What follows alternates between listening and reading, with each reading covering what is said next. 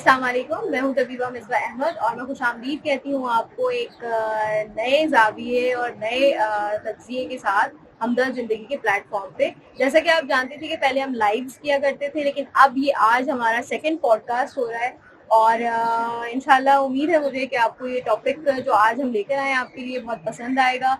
आपकी emotional health, relationships और illnesses आपको किस तरह से अफेक्ट करती हैं, आज इस टॉपिक पे हम बात करेंगे। और इस टॉपिक पे बात करने के लिए हमने जिनको यहाँ पे मदऊ किया है वो है डॉक्टर नुज़हत नूरुल्लाह और माशाल्लाह से ये MBBS हैं फ्रॉम SMC और साथ साथ रेकी प्रैक्टिशनर हैं, NLP प्रैक्टिशनर, हिप्नोटिस्ट और सिल्वर माइंड प्रैक्टिशनर है और ये एक इदारे से भी मुंसलिक हैं जहाँ पे ये एज अ ट्रेनर और टीचर जो है वो ओल्ड एज ल्यूमिनरी सर्कल से अटैच है। अब मैं खुशामदीद कहूँगी डॉक्टर साहिबा आपको। Thank you so much. हमें जो है वो प्रिविलेज दिया कि हम इन टॉपिक्स पे बात कर सकें और खासतौर से एक्सपर्ट से बात कर सकें। आप के लिए बहुत बहुत जो है वो दुआएं हैं कि आप इतने अच्छे जो है वो कॉज पे काम भी कर रही हैं, क्योंकि मेंटल हेल्थ पे काम करना जो है वो हर कोई इतना करता नहीं, और अगर कुछ लोग कर भी रहे होते हैं तो उनकी नॉलेज उस तरह नहीं होती है कि वो लोगों को फायदा पहुंचा सके। लोग अंडरस्टैंड ही नहीं करते हैं। सबसे पहले तो बहुत सारा थैंक्स आपका कि आपने मुझे यहाँ पे इनवाइट किया और फर्दर ये कि आपने जो मेरा इंट्रोडक्शन दिया उसमें मैं old age people senior citizens को नहीं पढ़ाती, मैं सीनियर सिटीजन्स के लिए जो अटेंडेंट्स होते हैं जब बीमार पड़ जाते हैं, वो संभाले नहीं जा रहे होते तो अटेंडेंस की ट्रेनिंग करती हूँ जी। और मैं सिल्वर माइंड ट्रेनर भी हूँ और माइंड साइंसेस और मेंटल हेल्थ पे काम करना इसलिए हमें बहुत मुश्किल होता है क्योंकि लोग अंडरस्टैंड नहीं करते मेंटल हेल्थ है क्या, क्योंकि ये एक अजीब सी चीज होती है सब लोगों के लिए। हमें पहले उनको पूरा इंट्रोडक्शन देना पड़ता है, समझाना पड़ता है, उसके बाद भी लोग उसको इग्नोर करके चले जाते हैं। इश्यूज की वजह से वो इतने ज्यादा स्टैक होता जाता है जी और वो जी बड़े जो है वो डिजीज की शक्ल में सामने आती है, बिल्कुल जिसको ट्रीट करना वो मेडिकेशंस पे जाना और उसके बाद बिल्कुल बहुत जो है वो मुश्किल हो जाता है। बिल्कुल। मैं आपके प्लेटफॉर्म से ये जरूर एक मैसेज देना चाहूंगी कि मैं हमेशा से ये सोचती थी कि हमें ये सारी चीजें यूनिवर्सिटी में क्यों नहीं पढ़ाई गई, बीइंग अ डॉक्टर भी और एज ए डॉक्टर भी नहीं बल्कि एक नॉर्मल इंडिविजुअल को ये चीजें, एक आम इंसान को, खासतौर से लड़कियों को और यंग जनरेशन, लड़के भी लड़कियां भी, लड़कों को भी, कि वो जब अपनी एक प्रैक्टिकल लाइफ में निकलेंगे तो कैसे डील करेंगे, कैसे वो प्रॉब्लम्स को फेस करेंगे। जी इमोशनल स्विंगिंग्स आ रही होती है, बिल्कुल हैंडल करना हर कोई नहीं कर पाता बिल्कुल है, जब तक कि आपको थोड़ा सा गाइडलाइन ना हो उस हाँ। वक्त तक आप नहीं उसको हैंडल कर। और हमें ये कहीं पे भी, किसी स्कूल, कॉलेज, यूनिवर्सिटी, कहीं पे भी ये टॉपिक्स नहीं पढ़ाए जाते। कहीं हमें सेल्फ केयर पे नहीं पढ़ाया जाता, कहीं हमें सेल्फ लव पे नहीं पढ़ाया जाता। तो मेंटल हेल्थ में जी बहुत इंपॉर्टेंट चीज होती है ये। चले इसी खूबसूरत से जो है वो तज्जिए के साथ अब हम अपने सवालात का सिलसिला शुरू करते हैं। तो सबसे पहला सवाल मेरा ये है आपसे कि रिलेशनशिप्स जो है चाहे वो माँ बाप के साथ हो, भाई बहन हो, स्पाउस के साथ हो, या जो आजकल बहुत आम हो गया है कि आप गए हैं, अट्रैक्शन है यूनिवर्सिटी में, कॉलेजेस में, तो ये वाले जो रिलेशनशिप्स होते हैं ये हमारी माइंड, बॉडी को, हार्ट को किस तरह से अफेक्ट करते हैं? बहुत बहुत मजे का सवाल है आपका। ये सारी चीजें हमें शायद यंग एज में इतनी ज्यादा महसूस नहीं होती हैं, क्योंकि अगर हम रिलेशनशिप्स देखें तो आजकल भी जैसे मैं देखती हूँ मेरे पास स्टूडेंट्स होते हैं तो उन लोगों को बहुत शिकायतें होती हैं अपने पेरेंट्स से, पेरेंट्स को बहुत शिकायतें होती हैं अपनी औलादों से। तो वो चीजें हमें ओल्ड एज में जाके बहुत शदीद इफेक्ट करती हैं, क्योंकि मैं अब जब ओल्ड एज को मैंने ऑब्जर्व करना शुरू किया और हम ओल्ड होम्स जाते हैं ऐसे वगैरह, तो वो बहुत शदीद तरीके से इफेक्ट करती हैं। और हम ये समझते हैं कि जी हमारा दिल कंट्रोल कर रहा होता है, हमारा सबको नहीं, हमारा दिमाग कंट्रोल कर रहा होता है। जो हमारी इमोशंस होती हैं, जो फीलिंग्स जो होती हैं और जो रिलेशनशिप जो हमारी होती है, वो हम अपने दिमाग से लेके चल रहे होते हैं। मेंटल हेल्थ वहीं पे ही आ जाती है कि जहाँ पे हम उस चीज को नॉर्मल नहीं लेते, वहीं पे हम बीमार पड़ते हैं। हम बीमारी को इलाज कर रहे होते हैं, जॉइंट पेन्स का, हार्ट अटैक्स का, हम उसके पीछे नहीं देखते किसी कोर रीजन क्या है। उसी कोर रीजंस जो आती हैं वो इमोशंस पे आ जाती हैं। जब हम उनको करेक्ट करते हैं, जब हम वहां पे जाके समझाते हैं और जब हम उस चीज को पकड़ना ही सबसे पहले मुश्किल होता है, फिर उसके बाद उसको डील करना बहुत मुश्किल होता है, क्योंकि हम लोग सोशल एनिमल हैं। और हम लोग जब साइको सोशल नीड्स होती है, बेसिक ह्यूमन नीड्स होती हैं, फिजिकल या साइकोलॉजिकल एंड सोशल। जब हम साइको सोशल को अगर हम मिला के हम बोलें तो उसपे बहुत ज्यादा आ जाता है कि केयर एंड लव, और आपकी यानी कि आप अपने आप को जरूरी महसूस करें कि आपकी जरूरत है दुनिया को। लोग जब रिटायर होते हैं या उनको मोहब्बत जब नहीं मिलती है तो ये समझते हैं हम बेकार हो गए। तो ये इतना शदीद इफेक्ट करता है। उनको कोई फिजिकल बीमारी नहीं होती, सिर्फ ये सोच होती है, और ये सोच जो उनको लेके चलती है ना, वो सारे जिस्म को बीमार कर देती है। लेकिन ये एक आम डॉक्टर या आम लोग ये अंडरस्टैंड नहीं करते। वो सिर्फ कहते हैं हमें जी जोड़ों में दर्द है उसकी दवा दे दें, सर में दर्द है, ट्रीटमेंट पे और उस तरह होते हैं, बिल्कुल इमोशंस पे जो है वो। और वैसे भी जब पेशेंट आता है किसी भी डॉक्टर के पास, तो वो अपनी पर्सनल लाइफ को इतना ज्यादा शेयर नहीं कर रहा होता। कुछ पेशेंट्स बोल भी देते हैं, लेकिन ज्यादातर जो है वो इस चीज पे नहीं जाते, डॉक्टर्स भी अवॉइड कर रहे होते हैं अनटिल अनलेस कि पेशेंट कंफर्टेबल हो और शेयर करे। बिल्कुल। तो इसलिए आम जो आपकी चल रही होती है हेल्थ केयर फैसिलिटीज, तो वहाँ पे तो ये बहुत ही जी हाँ, रेयर होता है। जी हाँ। और मेंटल हेल्थ तक जाने के लिए जो है वो उसके लिए पेशेंट में बहुत ज्यादा बिल्कुल अवेयरनेस और जो है ना इन्फॉर्मेशन की जरूरत है। बिल्कुल, क्योंकि हमारे पास जब कोई ऐसे काउंसलिंग के लिए पेशेंट्स आते हैं तो हम सबसे पहले उनका एनवायरनमेंट पूछते हैं। हम उनके जो उनके घर वाले होते हैं, फैमिली मेंबर्स, हम उनका पहले इंटरव्यू लेते हैं। हम उनको बताते हैं कि इनको कैसे आपने हेल्प करना है। तो रिलेशनशिप्स बहुत मैटर करती हैं, वहां तक मैटर करती हैं कि जहां तक आप उन रिलेशनशिप्स पे इतना डिपेंड ना करना शुरू हो जाएं कि वो आप अपने आप को भूल जाएं। इसलिए एक चीज जो मैं हर एक को समझाती हूँ, सिखाती हूँ, खासतौर से लड़कियों को, बच्चों को, जो नई जनरेशन है, कि आप अपने आप से मोहब्बत करना सीखें, अपनी केयर करना सीखें। अपने आप से मोहब्बत को लोग सेल्फिशनेस में ले लेते हैं। सेल्फिशनेस एक बहुत अलग चीज है, सेल्फ लव एक बहुत अलग चीज है। इसको डिफरेंशिएट करने के लिए मैं खास हमें पूरा दिन चाहिए होगा इसको डिस्कस करने के लिए।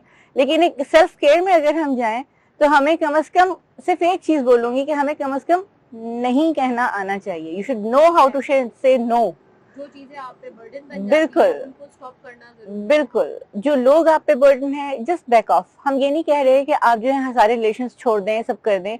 बात रिलेशनशिप्स में ऐसे लोग होते हैं कि हमारे लिए वो प्रॉब्लमेटिक हो जाते हैं, तो just back of a little, थोड़ा सा आप पीछे हो जाइए। जरूरी नहीं है कि आप नफरत ही करना शुरू कर दें या उनको बिल्कुल ही काट के साइड में कर दें, लेकिन आप उनसे थोड़ा सा पीछे हो जाएं। वहां तक करें जहां तक आपकी तबीयत, आपकी सेहत, आपकी बर्दाश्त आपको मोहलत दे रही है। आपकी जो ये बात है कि बैक ऑफ कर जाइए, जब हम क्लोज रिलेशनशिप्स में होते हैं, जैसे मैंने पहले अपने सवाल की शुरुआत में कहा था कि पेरेंट्स हो गए, सिबलिंग्स हो गए, स्पाउस हो गया, वहां तो बैक ऑफ पॉसिबल ही नहीं है। एक ही घर में रहना है, हस्बैंड एंड वाइफ ने एक ही कमरे में रहना है। यहाँ तो ये भी कॉन्सेप्ट नहीं है कि आपको हस्बैंड एंड वाइफ को सेपरेट कमरा भी दे दिया जाए कि देन दे वांट स्पेस और पीस, के वो जाके अपने थोड़ा सा जो है ना उनको टाइम ऐसा तो है ही नहीं ना, सोच ही नहीं सकते। लोग कहेंगे पागल हो गए ये लोग। देखिए बहुत सारी चीजों में जो होता है ना, ज्यादातर बीवियां या लड़कियां जो चाहे नई शादीशुदा या पुराने रिलेशन भी अगर देख लें आप, तो स्पाउसेस को मैं हमेशा जो मेरे पास मैरिड कपल्स आते हैं उनको मैं एक बोलती हूँ कि ये सिर्फ लड़कियों को नहीं समझानी होती, बीवियों को नहीं समझनी चीज, शौहरों को भी समझनी होती है चीज, कि मियाँ बीवी का रिश्ता जो है ना एक ट्रेन की पटरी की तरह से लेके चलो। मैं एक से पूछती हूँ, ट्रेन की पटरियां देखी हैं? हाँ। कराची से चलती है पेशावर तक जाती हैं? हाँ। सीधी चलती है, एक दूसरे को चढ़ के चलेंगे तो ट्रेन कैसे जाएगी आगे? तो यू शुड, बिल्कुल, तो यू शुड गिव स्पेस। आपको एक स्पेस देना चाहिए। ये नहीं कि मोहब्बत का मतलब ये नहीं होता है कि आप बांध के रखें किसी को, ठीक है। रिलेशनशिप का मतलब ये नहीं होता है कि आप जो है उसको एक जिप करके बंद करके केज में डाल दीजिए, नहीं। आप कलेक्टर नहीं है कि आप चीजों को जमा कर रहे हैं, उनको पिंजरे में बंद करते जा रहे हैं। आप अगर सिर्फ एक चीज मैं कहती हूँ, सोच ले आदमी, यही चीज मेरे साथ होगी तो मुझे कैसे लगेगा, बस वहीं पे बात आ जाती है। फिर एक किसी बच्चे ने मुझसे सवाल किया कि मैम मोहब्बत को डिफाइन करिए। पहले तो मुझे समझ में नहीं आया, एक मिनट को मैं कंफ्यूज हुई। फिर मैंने कहा कि देखो, हमारे खालिक से किसी ने सवाल किया, अल्लाह के बंदे ने एक सवाल किया कि मोहब्बत क्या होती है, तेरी मोहब्बत और मेरी मोहब्बत में क्या फर्क है? उसने कहा आसमान पे देखो परिंदे उड़ रहे हैं, हाँ। पिंजरे में देखो परिंदा बैठा है, हाँ। वो मेरी मोहब्बत है, ये तेरी मोहब्बत है।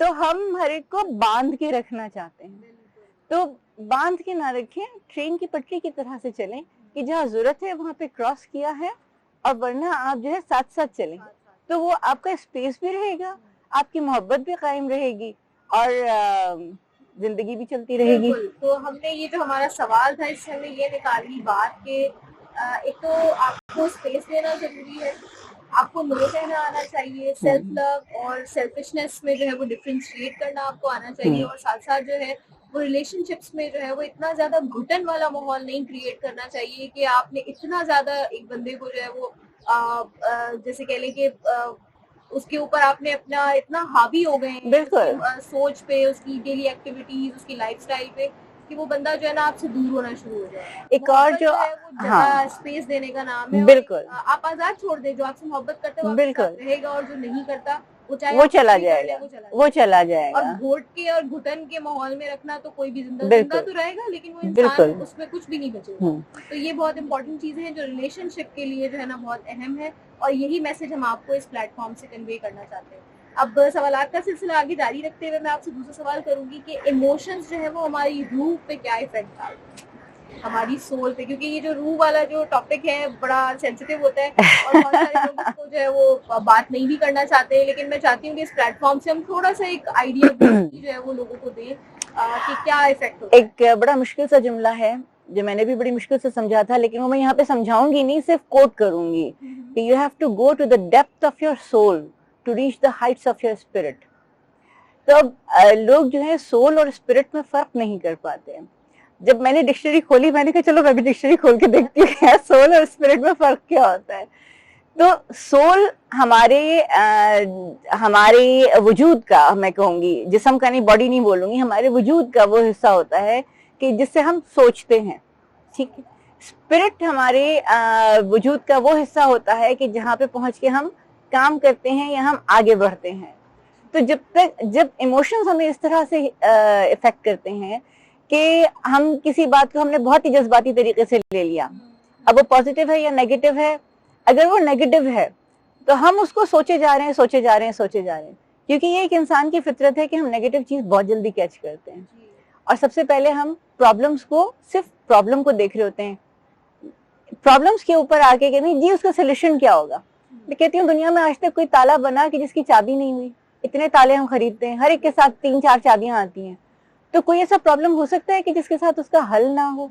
लेकिन क्या होता है, हम सिर्फ वो प्रॉब्लम्स को देख रहे होते हैं, इतना देखते हैं उस प्रॉब्लम को कि वो बेचारा फूल फूल के इतना बड़ा हो जाता है, उसके पास जो बेचारी चाबी रखी होती है ना वो उसके नीचे ही कहीं छुप जाती है, तो हम वो देखने ही नहीं चाह रहे होते और हैं। मैं एक बात की कहती हूँ कि जैसे किसी की लाइफ में कोई भी ट्रॉमा हुआ या कोई प्रॉब्लम है, और आप उसको मल्टीपल टाइम मल्टीपल लोगों से डिस्कस कर रहे हैं ना, तो वो लिटरली बहुत एग्जैक्टली जब आप उस पे बात करना छोड़ देंगे, आप उसको बहुत ज्यादा डिस्कस नहीं करेंगे, अपने तक रखेंगे, अपने और अपने खालिक के दरमियान रखेंगे, तो वो चीज जो है वो स्क्वीज होना शुरू हो जाती है। जी हाँ, ज्यादा आपको इफेक्ट नहीं करती, बिल्कुल, आपको बार बार याद आता है। बिल्कुल, क्योंकि आप उसको नरिशमेंट नहीं दे रहे ना, आप जितना उसको सोचेंगे आप उसे नरिश कर रहे हैं, आप उसकी परवरिश कर रहे हैं, वो और फूल फूल के बड़ा होता चला जाएगा। तो वो हमारी थॉट पैटर्न को भी चेंज करेगा। वंस आपने अपना थॉट पैटर्न चेंज किया तो आप खुद ही, आपकी स्पिरिट्स हाई हो जाएंगी। बिल्कुल। अच्छा, अब जो है वो सेंस ऑफ अटैचमेंट की बात करते हैं हम, कि एक सेंस ऑफ अटैचमेंट होता है रिलेशनशिप्स में, जो हमारा पहला सवाल था उसी से ताल्लुक रखता है ये सवाल, और एक सेंस ऑफ डिटैचमेंट होता है। एक ही साथ रहते हुए जब आपको ये दो फीलिंग्स फील हो रिलेशनशिप्स में, कि सेंस ऑफ अटैचमेंट भी आपको कभी लगे और कभी लगे सेंस ऑफ डिटैचमेंट है, तो ये वाली चीजों पे आप क्या, आपका टेक है कि इस पे किस तरह से लोग टैकल करें, क्योंकि ये हो जाता है, कभी कभी ऐसा होता है कि कभी कभी होता है ना कि रिलेशनशिप्स में आप थक जाते हैं थोड़ा, आप चाह रहे होते हैं, और वो एक हमारे यहाँ जो पैटर्न है कि नहीं बस साथ ही रहना है, तो उसमें फिर कैसे, क्योंकि लड़कों को तो चले फिर भी ब्रेक मिल जाता है ना, हम घूमने जा रहे हैं लड़कियों को तो पहले कहते रहते हैं कि भाई शादी के बाद जाना, और उसके बाद हस्बैंड कहते हैं कि नहीं घर कौन देखेगा। ये एक थोड़ा सा है, कुछ लोग नो डाउट स्पेस देते हैं, घूमना फिरना सब कुछ चल रहा होता है, लेकिन ये चीजें हैं, ये हमारी रियलिटी है सोसाइटी की। तो फिर ऐसे में क्या करे बंदा कि सेंस ऑफ डिटैचमेंट वाली फीलिंग जब आना शुरू हो जाए कि आप साथ हो लेकिन आप साथ नहीं हो। इसके लिए हम 3 टर्म्स यूज करते हैं, एक अटैचमेंट होती है, एक डिटैचमेंट होती है, एक नॉन अटैचमेंट होती है। ठीक है, नॉन अटैचमेंट मैंने आपको बता दी कि ट्रेन की पटरियां होती हैं, डिटैचमेंट से आपको तकलीफ होगी, आपको डिटैच नहीं करना चाहिए अपने आप को। आप जब फूल भी तोड़ते हैं ना, तो हमारे वालिद कहते थे हमेशा, जब तुम ये सब्जी, हमारे घर में सब्जियां बहुत लगी होती थी, जब ये तोड़ो या फूल तोड़ो तो पौधे को थैंक यू बोला करो, तो उसको तकलीफ होती है, वो तुमको दे रहा है, जब तुम थैंक यू बोलोगी तो उसकी तकलीफ कम हो जाएगी। बिल्कुल, प्लांट्स फील एनर्जी। तो डिटैचमेंट जो है वो तकलीफ देती है, नॉन अटैचमेंट आपको तकलीफ नहीं देगी, आपको स्पेस देगी। ठीक है, तो नॉन अटैचमेंट का मतलब यही होता है कि आप वो वहां पर से फीलिंग्स खत्म नहीं कर रहे, लेकिन आप सिर्फ अपने फराइज अदा कर रहे हैं, नफिल पढ़ना छोड़ दें यहाँ मेरी शायद मेरी टर्मिनोलॉजीज कुछ डिफरेंट होती हैं, लेकिन हमारे घर में जब बच्चियों की शादी होती है तो मैं उनको यही समझा के भेजती हूँ कि फर्ज पढ़ना पूरे, नफिल नहीं पढ़ने की जरूरत ज्यादा, कभी कभी पढ़ लेना जहां तक पढ़ सको। Exactly. उसके बाद जी आप बर्दाश्त जी, तो वहां पे जो है बहुत आपको ज्यादा अच्छा बनने की जरूरत हाँ बहुत अच्छा बनने की जरूरत नहीं है। वहां पे एक सवाल यार वहीं पे आ जाता है सेल्फ केयर और नो योर सेल्फ। सही सही आप अगर खुद को नहीं पहचानते, क्योंकि अगर कोई दूसरा आपकी बुराई कर रहा है और आप डिप्रेशन में जा रहे हैं तो क्यों जा रहे हैं भाई, आपको पता है ना आप क्या हैं, तो बस you should know yourself and you should love yourself and you should take care of yourself. तो ये होता नहीं है हमारे यहाँ। हमारे यहाँ क्या होता है शादी के बाद तो खास तौर से, शादी से पहले इतनी अटैचमेंट होती है, लड़के लड़कियां समझती हैं जी हम इसके बगैर मर जाएंगे, और वो जॉन एलिया का एक जॉन एलिया का एक शेर है ना कि कितना झूठ कहते थे हम, कितनी झूठी हमारी मोहब्बत थी, तुम भी जिंदा हो हम भी जिंदा हैं, कुछ इसी किस्म का शेर था। तो जो कोई किसी से बिछड़ के मरता नहीं है, लेकिन मसला ये होता है कोई ये अंडरस्टैंड नहीं करता कि यूनिवर्सिटी में साथ साथ रहने में और वो जो अटैचमेंट होती है वो एक अलग चीज होती है। एक छत के नीचे, एक कमरे में, एक बिस्तर पे एक ही फैमिली को डील करना, प्रॉब्लम फेस करना, वो कितनी डिफरेंट चीज होती है। क्योंकि डिफरेंस है ना, उधर आप जस्ट मिल रहे हैं थोड़े टाइम के लिए, अच्छे से तैयार हुए खाया पिया घुमा फिरा, बिल्कुल रिस्पॉन्सिबिलिटीज नहीं। जब आप साथ रह रहे होते हैं किसी के साथ एक छत के नीचे, तो वहाँ आपके पास मोहब्बत और अटैचमेंट और उन चीजों के साथ साथ रिस्पॉन्सिबिलिटीज आती है। बिल्कुल एक बिल्कुल डिफरेंट सिनेरियो होता है। यहाँ पे दो वर्ड्स में यूज करूंगी कि लोगों को मुझे किसी मेरे कोलीग ने समझाया है कि फ्रेंडशिप और कोर्टशिप के डिफरेंस नहीं पता होता। तो वो फ्रेंडशिप को हम समझ लेते हैं कि बस ये जिंदगी का साथी मैंने चुन लिया, नहीं ऐसा नहीं होता है। असल में जब वो दही लेकर आएगा बिल्कुल फिर उसके मिजाज भी पता चलते हैं और अपने भी पता चलते हैं। और फिर उसके बाद क्या होता है कि लड़कियां खास तौर से अपनी परवाह करनी छोड़ देती हैं, और सबसे बुरी बात होती है जब तो शादी होगी बस बिल्कुल अब तो कुछ भी नहीं करना, जबकि मेन आपका जी हाँ बिल्कुल आपको वेल मेंटेन बिल्कुल जब आपको एक इंसान देखने के लिए जी हाँ बिल्कुल, तो उसमें बहुत जरूरी होता है कि आप बिल्कुल कैरी करें अच्छे तरह। बिल्कुल और इसमें दोनों पे ये बात जो है वो दोनों पे अप्लाई होती है। बिल्कुल दोनों अपने आप का ख्याल रखें। फैमिली आपने चलानी है, जी हाँ, आपकी हेल्थ अच्छी नहीं है, जी हाँ, इमोशनली स्ट्रांग नहीं है, तो चीजें चलाना बहुत। और आपके जो फिजिक जो होती है वो आपकी रिप्रेजेंट करती है आपके माइंड को, और आपका माइंड रिप्रेजेंट कर रहा होता है आपकी फिजिक को। जब आप खुद स्मार्ट और हेल्दी और खूबसूरत होंगे तो आप खुद एक अच्छा फील करेंगे। और दूसरी ये कि आपकी बॉडी देख बता देगा, कोई भी देख के जो भी इस लाइन का होगा, इस फील का होगा कि सामने वाला डिप्रेसिव है या नहीं है। सिर्फ सामने से बंदा चल के आ रहा हो आप बता दीजिएंगे कि ये उसके बॉडी शेप ही फर्क हो जाता है। तो जब वो अपने आप सिर्फ अपने आप, मसला क्या होता है हम लोग खुद को एक्सेप्ट नहीं करना आता। जब तक हम एक्सेप्ट नहीं करेंगे जी मैं काली हूँ तो मैं छोटी हूँ तो मैं मोटी हूँ तो मैं पतली हूँ तो मैं गोरी हूँ, कि वो ज्यादा मुझसे अच्छी लग रही है या फला मुझसे ज्यादा अच्छा लग रहा है, चाहे लड़का हो चाहे लड़की हो, तो ये जो हमारे अंदर वो आ जाते हैं ना, एक टेबूज कह लें इनको आप, या अपनी एक सोच आ जाती है, एहसास कमतरी आ जाती है, नहीं जी मैं अच्छी नहीं लग रही या मैं अच्छा नहीं लग रहा। तो जैसे भी हैं उसको एक्सेप्ट करें एंड से आई लव माई सेल्फ। इसके लिए हम एक छोटी सी एक्सरसाइज मैं आपको बताती हूँ, जो मैं यूजुअली अपने स्टूडेंट्स को डे 1 पे अपनी फर्स्ट क्लास में हर एक को बताती हूँ। आज यहाँ आपकी क्लास है, बिल्कुल बताइए हमारे। हम सुबह में जब आप उठती हैं, वॉशरूम जाती हैं, आईना लगा होता है, उसमें कौन नजर आता है? अपना का नाम क्या होता है? मिसबा। उस मिसबा को एक ब्रॉड से स्माइल दिया करें, आप बोले Misbah I love you and have a good day. ये इतनी बेहतरीन एक्सरसाइज है कि हमने आंसुओं से रोतों को हंसाया है ये एक्सरसाइज करवा के। मैं एक स्कूल में जाती थी काउंसलिंग के लिए, तो एक बच्ची आई रो रो के ढेर हुई नहीं थी। वो क्या हो गया? मिस ने मेरे मार्क्स काट लिए, मिस ने ये किया। मैंने कहा रोना तो बंद करो फिर आगे बात करो। तो रोई जा रही। मैंने कहा अच्छा उठो वॉशरूम जाओ, वहाँ आईने में जाके खुद को आई लव यू क्या क्या मेरी शक्ल नहीं देखी और चली गई। वापस आई तो इतनी ब्रॉड स्माइल उसके मुंह पे थी। तो क्या हुआ? मैंने क्या बोला कि yes miss I love you. Exactly words का असर होता है बहुत के माहौल में, अगर बहुत हमारी एनर्जी पे बहुत असर डालता है। बिल्कुल, हम सिर्फ खुद को एक्सेप्ट करना शुरू कर दें और सिर्फ अपने आप को ये 3 वर्ड्स बोल दें क्योंकि जो कि लोग सिर्फ कोर्टशिप में यूज करते हैं, ये आप सेल्फ केयर में यूज कर लीजिए, आई लव यू। तो आप अपने आप को आई लव यू बोले ना, सारे जहान को कहते हैं। जब उसके बाद आप सारे जहान से मोहब्बत करेंगे, क्योंकि जब आप खुद से मोहब्बत नहीं करते तो आप किसी से भी मोहब्बत नहीं करते। लोग ये समझते हैं नहीं जी, हम तो दुनिया की इतनी परवाह करते हैं, हम इतना ख्याल रखते हैं, तो फिर अपना क्यों नहीं रखते? आप भी तो दुनिया में आते हैं। अब इसी को आगे बढ़ाते हैं कि टीन एज होती है, एडल्टहुड में एंटर हो रहे हैं, अर्ली 20s 25 की एज में जब होते हैं तो बड़ा हार्मोनल सर्ज आ रहा होता है। तो ऐसे में जो है वो कैसे चैनल की जाए एनर्जी, क्योंकि इस वक्त बड़े एनर्जेटिक होते हैं और उसमें फिर ये डाउट्स भी होते हैं कि कुछ लोग तो पॉजिटिविटी की तरफ चले जाते हैं, कुछ लोग जो है वो थोड़ा सा नेगेटिव इम्पैक्ट भी लेना शुरू हो जाते हैं, क्योंकि एनर्जी इतनी ज्यादा होती है, हार्मोनल सर्ज इतना होता है। तो ऐसे में कैसे चैनलाइज किया जाए एनर्जी? इसके लिए थोड़ा सा एक तो फिजिकल हेल्थ की तरफ जाना चाहिए। जरूर मैं बोलूंगी कि आदमी को एक्सरसाइज और फिजिकल हेल्थ की तरफ, स्क्रीन टाइम कम करें, इंडोर टाइम कम करें। आउटडोर का मतलब ये नहीं कि आप फिजूल में फिरते फिरें, बल्कि आप आउटडोर एक्सरसाइजेस करें। अगर लड़के हैं, लड़कियां भी इवन साइकिलिंग कर सकती हैं, ताइक्वांडो ज्वाइन कर सकते हैं, तो वो एक उसमें जो है ना एनर्जी आपकी पॉजिटिवली बूस्ट हो रही होती है। एनर्जी लेवल वहीं रहता है, बल्कि और ज्यादा हो जाता है, लेकिन वो एक पॉजिटिव साइड पे जा रहा होता है।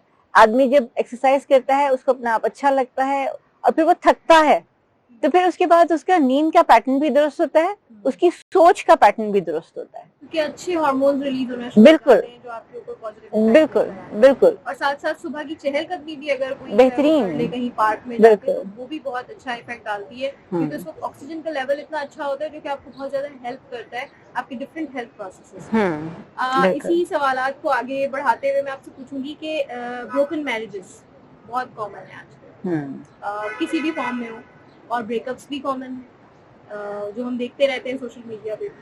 तो ये क्या इम्पैक्ट डालते हैं हमारे ऊपर, और इससे बाहर निकल के आगे बढ़ना कैसे कैसे मुमकिन है? क्योंकि वो हिस्सा बन जाता है, और अगर आप भूलना भी चाहें तो लोग आपको भूलने नहीं देंगे, दुआएं भी देंगे तो उसी से रिलेटेड देंगे कि आप भूलना भी चाह रहे तो आपको याद। सबसे पहले तो हम ये देखें कि वो ब्रोकन रिलेशनशिप्स आती क्यों है, क्योंकि हम लोगों में बर्दाश्त नहीं रही है। अब जो नई जनरेशंस और नए लोग जो सब आ रहे हैं, सभी समझते हैं हमें ज्यादा पता है, तुम्हें नहीं पता है। और फिर उसके बाद कंपैरिजंस, फिर उसके बाद मुकाबले, तुमने ये किया मैं भी ये करूंगी, तुमने ये किया मैं भी यूं करूंगा, तुम यूं करते हो मैं भी ये तुम्हें करके दिखाऊंगा, तुमने मुझे ऐसे बोला कैसे, मैं तुम्हें ऐसे बढ़ के बोल के दिखाऊंगी या दिखाऊंगा, व्हाटएवर। फिर उसके बाद जब वो, अच्छा, इसका असर दोनों पे जो आता है बच्चों पे सबसे ज्यादा आता है। अगर बच्चे हो गए हैं सबसे ज्यादा बच्चों पे आता है। और इसमें एक चीज अगर आप ऐड करना चाहें, मुझे लगता है इस तरह का कि ये भी एक बड़ा फैक्टर है कि अगर दो लोग शायद ठीक भी चल रहे हो, लेकिन अगर किसी तीसरे एग्जैक्टली हाँ, वो भी बहुत खराब करती है। ऐसा ही होता है। उन दोनों में इतना ज्यादा वो नहीं होगा, शायद मियाँ बीवी में इतना ज्यादा डिफरेंसेस नहीं होते हैं, वो लोग आपस में उसको सॉर्ट आउट कर सकते हैं। जो आउटसाइडर्स होते हैं, आउटसाइडर्स में सब आ जाते हैं उस एक रिलेशन के बाद, जो भी होते हैं, चाहे वो माँ बाप हों, चाहे वो बहन भाई हों, चाहे वो और भी कोई रिश्तेदार हों, वो अगर उसमें किसी को बढ़ावा देना शुरू कर दें कि हाँ हाँ तुम सही बोल रहे हो या तुम सही बोल रही हो, देखो तुम यूं करो, देखो तुम यूं करके रखना, बर्दाश्त नहीं करना, फला नहीं करना, तो फिर वहीं पे गड़बड़ शुरू हो जाती है। और फिर बाद में जब वो चीज एक टूट जाती है ना, जब वो डिटैच होती है, तो फिर वो तकलीफ देती है। और फिर वो तकलीफ भी इतनी देती है कि फिर वो आगे बहुत सारी चीजें, पॉजिटिव चीजें रुक जाती हैं, वो वहीं पे रुक जाते हैं। आगे जिंदगी में बढ़ना फिर मुश्किल हो जाता है, क्योंकि वो इतने नेगेटिव हो चुके होते हैं उस चीज को लेके। फिर वहीं पे एक सोच अटक जाती है कि जी हम शायद यूं करते तो यूं हो जाता, यूं नहीं तो यूं। और फिर क्या होता है कि हमारे यहाँ जो इस तरह की रिलेशनशिप्स टूटती है ना, रिश्ता जो टूटता है वो दुश्मनी लेके टूटता है, तो एक प्लेजेंट तरीके से कभी नहीं टूटता। हालांकि अल्लाह ताला ने इजाजत दी है इस चीज की, हर मजहब में इजाजत है, तो बिल्कुल सॉर्ट आउट करना चाहिए। बिल्कुल पहले बात करनी चाहिए, अगर उसका नतीजा अच्छा निकलता है तो वेरी गुड, अगर नहीं, और अगर अलग भी होना है तो एक प्लेजेंट माहौल में क्यों ना अलग हुआ, कि वो उसको ट्रॉमा ना बने, आपके लिए शायद मुश्किल ना होगा, लेकिन जी हाँ, के लिए शायद मुश्किल हो रहा, जी हाँ बिल्कुल, इसको एक ऐसा जो है वो जख्म ना दिया जाए कि वो लाइफ लॉन्ग जो है वो। बिल्कुल, क्योंकि हमारे यहाँ दो लोगों की शादी नहीं होती, लड़का लड़की की शादी नहीं होती, दो खानदानों की शादी होती है, तो पूरा पूरा खानदान इफेक्ट होता है। और अगर बच्चे हों तो फिर तो बात ही क्या है, फिर तो बच्चे तो बेचारे बिल्कुल ही रुल जाते हैं, जिनको हम कहते हैं ना कि वो उनका तो कोई उनका मेंटल स्टेटस कहाँ जाता है हम कुछ नहीं कह सकते। बिल्कुल। अच्छा, अब थोड़ा सा हम माहौल को थोड़ा सा खुशगवार बनाते हैं। बड़ा गंभीर सा सवाल था ये कि अब जब हम खुश होते हैं हमारे पास बड़ी अच्छी पॉजिटिव एनर्जी होती है। ये एनर्जी हम क्या सेव कर सकते हैं कि जब कभी हम मुश्किल वक्त में आए तो हम उसको यूज कर लें? क्योंकि जैसे हम यूजुअली खाना खाते हैं तो ग्लाइकोजन बनता है हमारी बॉडी में और वो हमारे स्टोर हो जाता है लिवर में। जब हम स्टार्ट कर रहे होते हैं या हम फास्ट कर रहे होते हैं या इंटरमिटेंट फास्टिंग कर रहे होते हैं तो वो ग्लाइकोजन फिर ब्रेक होता है और हमें ग्लूकोज की शक्ल में एनर्जी। तो ये तो हमारा एक प्रोसेस है। फिर आप मुझसे दूसरा सवाल ये करेंगी कि जब हम सैड होते हैं तो हमारी पॉजिटिव एनर्जीज होती हैं बहुत लो हो जाती हैं, तो हम उनको ऊपर कैसे चढ़ाएंगे? आप मुझे दोनों सवाल का जवाब। तो मैंने तो इस सवाल का जवाब पहले ही आपको दे दिया था। सोल और स्पिरिट की शक्ल में मैंने आपको पहले ही इसका जवाब दे दिया था कि हम बिल्कुल उस एनर्जी को सेव कर सकते हैं जो हमारे खुशी के लम्हात होते हैं। हम उनकी अगर हम उनको थोड़ा सा याद करते रहें, या हम उस पर ये कर सकते हैं कि जिस इसी के लिए हम मेडिटेशन सिखाते हैं, इसी के लिए हम बोलते हैं कि थोड़ी सी देर खामोश रह के अपने अंदर जाके अपने आप को समझें। बहुत ज्यादा देर तक कोई भी चीज रहनी टॉक्सिक हो जाती है, ठीक है? बहुत ज्यादा देर तक आप डिप्रेस रहेंगे, कोई चीज को सोचे जा रहे हैं, कोई परेशानी का वक्त आया, हम उसी परेशानी में उलझे हुए हैं, अब हम उसी परेशानी को सोचे जा रहे हैं। थोड़ा सा उसमें जैसे मेरे एक मेंटोर थे, तो मेरे पे एक दफा ये वक्त पड़ा, काफी मैं बिल्कुल नर्वस ब्रेकडाउन की लेवल तक मैं पहुंच गई, बिल्कुल वर्ष पे। तो कहने लगे कि डॉक्टर साहब अब जो कर रही हैं वो नहीं करें, जो नहीं कर रही हैं वो करें। मैंने कहा इसका क्या मतलब हुआ? तो कहेंगे अब ये मुझे क्या पता इसका क्या मतलब हुआ। मैंने कहा क्या मतलब? मैंने कहा खुद ही नहीं बताएंगे आप? मैंने कहा क्या कर रही हूँ मैं, क्या नहीं करूँ? तो मैं क्या खाना पकाना छोड़ दूं, घर को देखना छोड़ दूं, या मैं जो नहीं कर रही वो करें, तो क्या मतलब है? मैं ब्यूटी पार्लर जाके बैठ जाऊंगी, फेशियल लूंगी? हाँ लें, जाएं पार्लर जाएं, खाना पकाना छोड़ें, आप जाइए फेशियल लीजिए, जाके आप वॉक करने के लिए निकलिए। तो फिर वाकई में जब मैंने इस चीज को अप्लाई किया, तो मेरी अम्मी अपने आखिरी दिनों में बहुत ज्यादा बीमार थी, तो बिल्कुल बेड पे थी। मैंने उनके लिए कोई अटेंडेंट नहीं रखा था, कुछ भी नहीं, मैं अकेली उनको देखती थी, घर भी देखना, अम्मी को भी देखना। तो उसका हल मैंने फिर ये निकाला था, उन्होंने मुझे ही बताया था कि जब आपके शौहर घर पे आते हैं आप चादर ओढ़े फौरन बाहर निकल जाए, 20 मिनट्स की वॉक लेके आइए। मैं कहा उससे क्या होगा? क्योंकि मैं उससे कई चीजें, जब आदमी एक खुद अपने दायरे में फंसा हुआ होता है ना, तो वो बाहर देख नहीं रहा होता। जैसे हम गाड़ी के अंदर बैठे हुए होते हैं ना, तो कोई हमें बाहर से बताता है कि जी गाड़ी पीछे करो, इतना रास्ता रह गया, आगे करो, अब इतना यूं गाड़ी निकल आएगी। जब कोई दूसरा हमें बता रहा होता है तो उस वक्त हमें किसी से हेल्प ले लेनी चाहिए। कोई ऐसा वक्त आए कि जब हम समझे कि हम सब तरफ सिर्फ अंधेरा ही अंधेरा है, तो कहीं से ढूंढ के एक मोमबत्ती निकाल लेनी चाहिए, उससे पूछ लेना चाहिए मोमबत्ती से कि तुम जली कैसे, तुम रोशनी कैसे दे रही हो, हमें भी बता दो। तो उस वक्त अगर हम सिर्फ उस एक साइकिल को ब्रेक कर दें, जैसे हम दर्द की साइकिल को ब्रेक करने के लिए पेन किलर जरूर देते हैं, उसके बाद हम देखेंगे पहले दर्द तो ठीक कर दो, उसके बाद उसकी बीमारी ठीक करना, या बुखार तो उतार लो, फिर उसके बाद उसको कोई और दवा देना। इसी तरह से उस साइकिल को पहले हम ब्रेक करते हैं कि थॉट पैटर्न थोड़ा सा चेंज करें, या तो उस माहौल से हट जाएं, उस रूम में से निकल आए। हम कहते हैं कहीं पे लड़ाई हो रही है, उस रूम में से निकल आओ बाहर, तो इसी देर को खामोश हो जाओ। जब हम खामोश करके अपने अंदर जाते हैं, आंखें बंद करके चुप करके बैठ जाइए, कुछ भी ना सुनिए, सिर्फ अपने अंदर जाइए, आपको खुद ही रास्ता मिल जाएगा। और आपको वो खुशी, कुछ नहीं, आप अपने पुराने एल्बम्स निकाल के बैठ जाएं। सबसे बेहतरीन चीज वो जो आपने एनर्जी स्टोर करने वाली बात हुई ना, तो आजकल तो तस्वीरों में कितनी एनर्जी स्टोर हुई होती है। बिल्कुल बिल्कुल बिल्कुल, जिसको आप खोलेंगे बेहतरीन, बिल्कुल रिफ्लेक्शन तो बेहतरीन एक्सरसाइज होती है। अच्छा डॉक्टर साहिबा, मेरा अब लास्ट सवाल है आपसे, इस प्रोग्राम को हम वाइंड अप करते हुए जो है वो आपसे लास्ट सवाल करेंगे कि फीमेल्स में मेनोपॉज और मेल्स में किसी भी एज में सेक्सुअल डिसऑर्डर्स आते हैं, सेक्सुअल डिसेबिलिटी का इशू आता है, तो उनकी थोड़ी सी जो है ना एक इमोशनल हेल्थ डिस्टर्ब होती है और एक टेंशन भी होती है साथ साथ, या अगर मैरिज में है और एक स्पाउस अभी जो है वो एक्टिव है सेक्सुअली, तो वो दूसरा परेशान होने लगता है कि हम इस चीज़ों को किस तरह मैनेज करें, और ये बहुत ज़्यादा डिस्टर्ब करता है, रिलेशनशिप को बहुत ज़्यादा इफेक्ट डालने लग जाता है और मेंटली बहुत ज़्यादा जो है ना परेशान इंसान होना शुरू हो जाता है। तो ऐसे में जो है वो हम इसका क्या सोल्यूशन है, हम इस चीज़ों को किस तरह फेस कर सकते हैं ताकि ये बहुत ज्यादा हमें अफेक्ट ना करे, क्योंकि इससे सेहत भी मुतासिर होने लगे। इसमें एक्सेप्टेंस की बात होती है, क्योंकि मजे की बात ये होती है हम अपनी एज एक्सेप्ट नहीं कर रहे होते। कि 40 खवातीन तो 40 के बाद अपनी एज ही नहीं बताती ना, वहीं रुक जाती हैं कि कितनी उम्र है, 30। नहीं, थोड़ी सी बेहतर कर लीजिए, अच्छा 35, अच्छा 40, इसके आगे नहीं पूछना मेरी उम्र। तो 40 के बाद मेनोपॉज स्टार्ट हो जाता है। तो उस वक्त लोग ये एक्सेप्ट नहीं करते कि हमें क्या हो रहा है। उस वक्त जितनी भी चेंजेस आ रही होती हैं उसको लोग खवातीन खासतौर से घबरा जाती हैं, और फिर वो वही कि वो मेंटल इश्यूज आने शुरू हो जाते हैं, इमोशनल इश्यूज आने शुरू हो जाते हैं। मेंटल तो नहीं बोलूंगी उनको मैं, इमोशनल इश्यूज आने शुरू हो जाते हैं बहुत ज्यादा।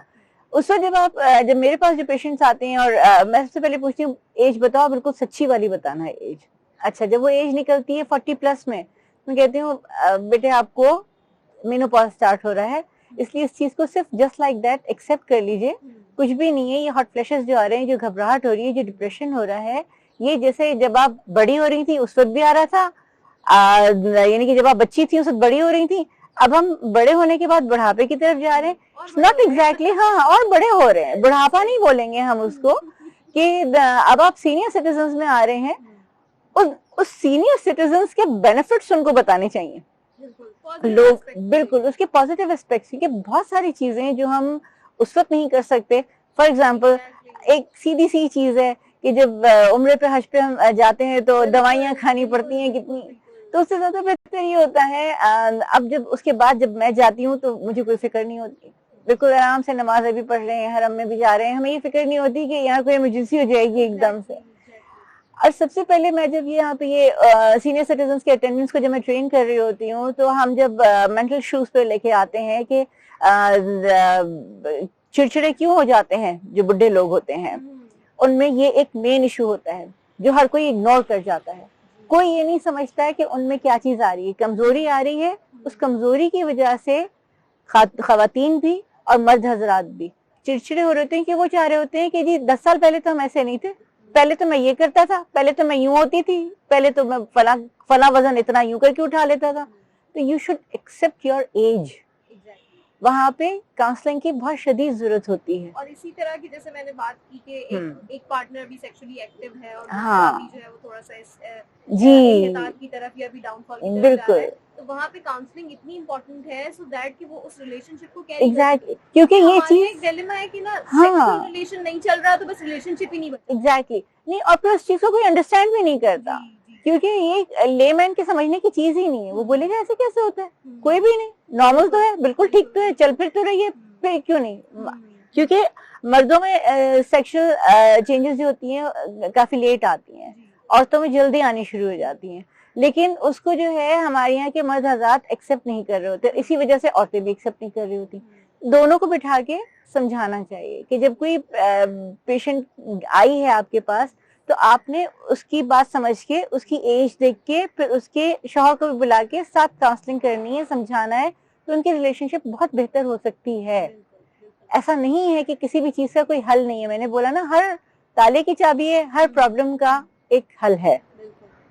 और इसी तरह अगर मेल्स जा रहे हैं सेक्सुअल बिल्कुल तरफ, तो उनके लिए भी फिर इसी तरह काउंसलिंग बिल्कुल होती है, मेडिसिन होती है जो कि आपको हेल्प कर सकती है। खासतौर से हमारे तिब में तो मशहूर है माशाल्लाह से कि हाँ, बहुत मिल जाते हैं और हमने नुकसान भी नहीं करते। बिल्कुल बात ये है कि आपको काउंसलर से और आपको तबीब से जो है वो डिस्कस करना जरूरी है, ताकि आपके लिए जो है वो चीजें हेल्पफुल साबित हो सके और आपको जो ये स्टेज आता है लाइफ में वो मुश्किल ना हो, बल्कि स्मूथली और आसानी से गुजरे। और इसमें एक प्रॉब्लम और भी आती है कि जब जाहिर सी बात है, जब वो मियाँ बीवी, जो बुजुर्ग माँ बाप जो है वो आपस में चिक चिक कर रहे हैं, और खासतौर से मर्द जो होते हैं वो बहुत ज्यादा चिड़चिड़े हो जाते हैं इस मामले में आके, तो औलादें जो है वो समझती हैं कि जी अब्बा तो चिड़चिड़े हो गए, फला हो गए, हमसे हैंडल नहीं हो रहे, ओल्ड होम पहुंचा दो। हमारे ओल्ड होम भरे हुए ही ऐसे लोगों से हैं।